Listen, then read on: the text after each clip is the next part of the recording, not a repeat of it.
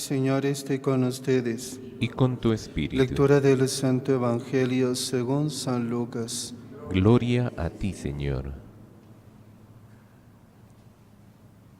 En aquel tiempo, lleno de la alegría del Espíritu Santo, exclamó Jesús: Te doy gracias, Padre, Señor del cielo y de la tierra, porque has escondido estas cosas a los sabios y a los entendidos, y las has revelado a la gente sencilla.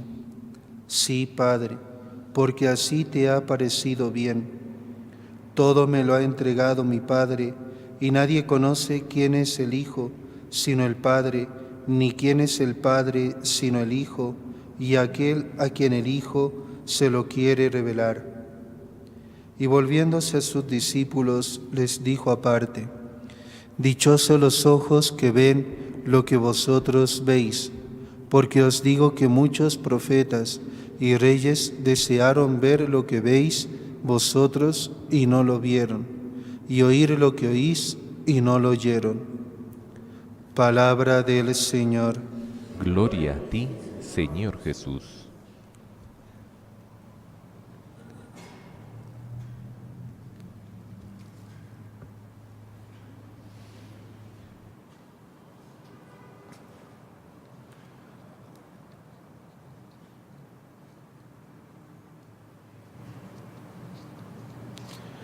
Amados hermanos en nuestro Señor Jesucristo y María Santísima, se llenó de gozo Jesús en el Espíritu Santo. ¿Es que Jesús no estaba lleno del Espíritu Santo desde el principio? ¿Acaso no poseía la plenitud del Espíritu? De otro modo, ¿es que el Espíritu no poseía enteramente a Jesús? Si es así, no tiene sentido que se llenara de nada procedente del Espíritu, y si algo recibió, parece lógico que algo le faltaría. Para entender la expresión "se llenó de gozo del Espíritu Santo", en el Espíritu Santo, tenemos que recordar que una cosa es tener y otra muy diferente mostrar lo que se tiene o dejar que se manifieste. Jesús estaba lleno del Espíritu, pero esta plenitud es una realidad espiritual que se posee espiritualmente y se vive en el Espíritu, pudiendo por tanto manifestarse o dejar de manifestarse visiblemente sin que por eso cambie la situación. Siendo las realidades espirituales un aspecto y ciertamente el más importante de la persona que llega a la plenitud de su desarrollo como criatura de Dios, es lógico que puedan tener una expresión a través de las potencias del alma, que a su vez se sirven del cuerpo para hacerse perceptibles.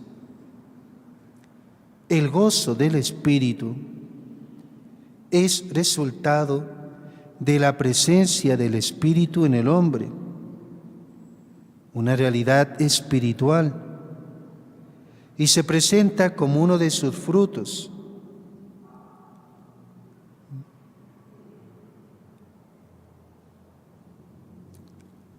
Y lo que sucedió en ese momento fue que el fruto espiritual del gozo se exteriorizó por medio de una expresión psíquica de gozo, acompañada de las palabras que pronuncia Jesús y de la posibilidad de percepción por parte de los que estaban con Él. Luego encontramos una de las pocas oraciones conocidas de Jesús al Padre, en este caso de acción de gracias. Los hombres, y en concreto los discípulos de Jesús, solemos dar gracias a Dios por sus dones, sus favores, sus bendiciones, su providencia, su protección, su misericordia, por lo que Él va haciendo en las vidas propias o ajenas, y sobre todo por aquellos beneficios que tocan palpablemente la experiencia y la vida.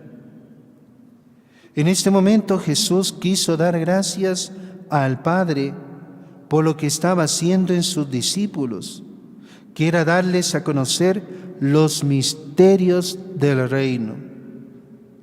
Y es que el reino de Dios es un misterio que el hombre no puede llegar a conocer y mucho menos a comprender, más que en la medida en que nos es revelado desde lo alto. Jesús atribuye esta revelación al Padre, fuente de toda revelación y de todo don. En su lenguaje, tanto el Espíritu como Él son los ejecutores de los planes del Padre, del que procede en definitiva toda bendición. Si Jesús atribuía al Padre lo que Él hacía y decía, ¿cómo no iba a atribuirle lo que recibían sus discípulos? Además de ser una demostración de humildad, también lo era de amor, porque ni siquiera quería atribuirse la parte que le correspondía como colaborador del Padre. Su humildad le llevó a no atribuirse nada, mientras su amor lo atribuía todo al Padre, para que toda la gloria le fuera dada a Él. Yo te bendigo, Padre, Señor del cielo y de la tierra, es decir, autor de todas las bendiciones en la creación y también de las que ahora se están presenciando. ¿Nos imaginamos esta breve oración de Jesús? Es una oración hecha enteramente en el Espíritu, partiendo del conocimiento de la situación que están viviendo, manifiesta el gozo de su corazón agradecido por la acción misteriosa, amorosa del Padre en los discípulos. Se habría gozado antes de que la presencia y la acción del Padre se hicieran presentes en él, pero posiblemente le supuso mayor gozo aún ver cómo el Padre lo hacía en sus discípulos. Él estaba siempre con el Padre y el Padre con él. Y ahora podía gozarse porque el Padre ampliaba su comunión a los discípulos que le había dado.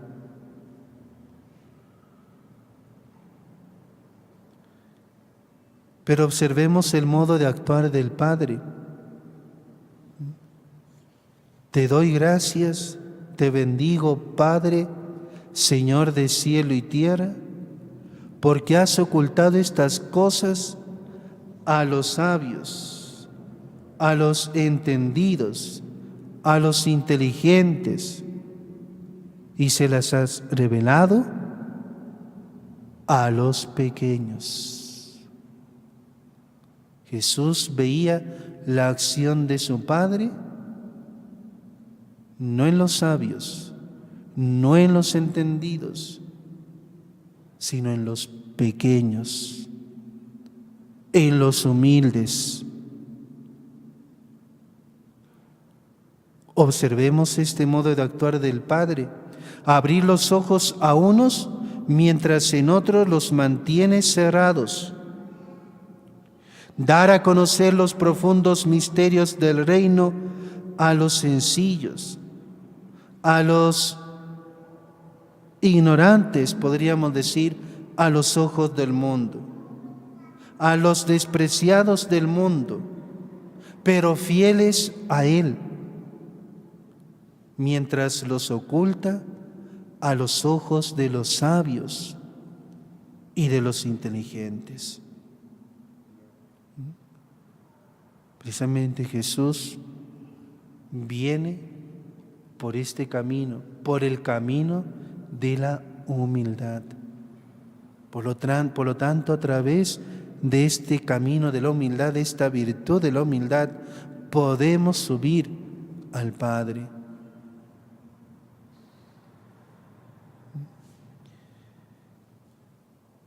Estamos hablando de las cosas de Dios en las que los sacerdotes, los escribas y los fariseos eran especialistas.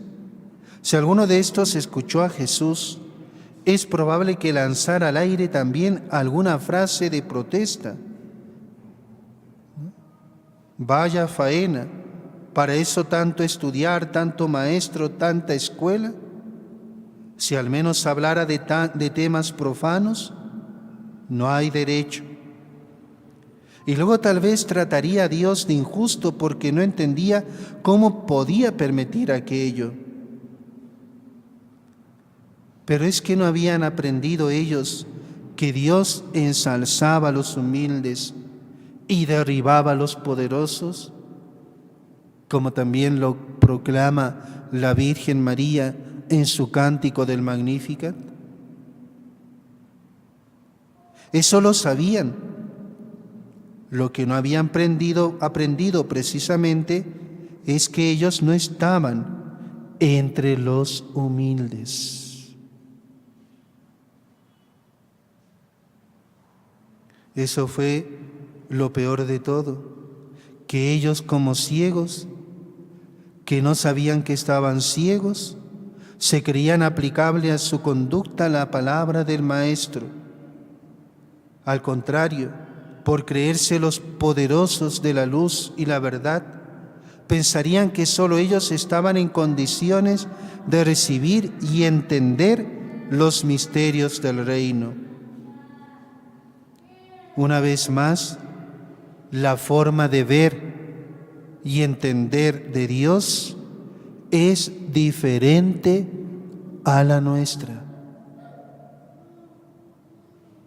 Y lo peor de todo es que no escarmentamos en cabeza ajena, sino que los hombres de hoy seguimos siendo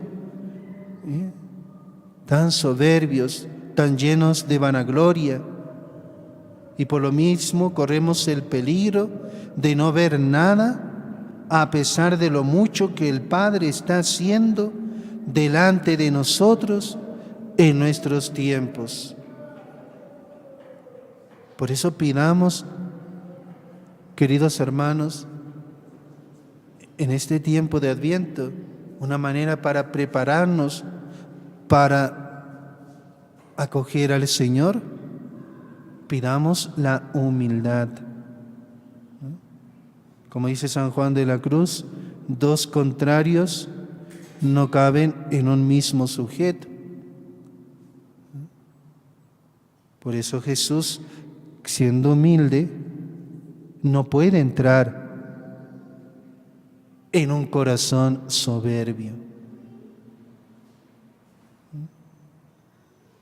Pidamos al Señor que nos ayude a ser siempre pequeños, a ser siempre humildes, sencillos, capaces de recibir los misterios del Padre y ponerlos en el sitio de preferencia de nuestra vida al servicio de nuestra inteligencia.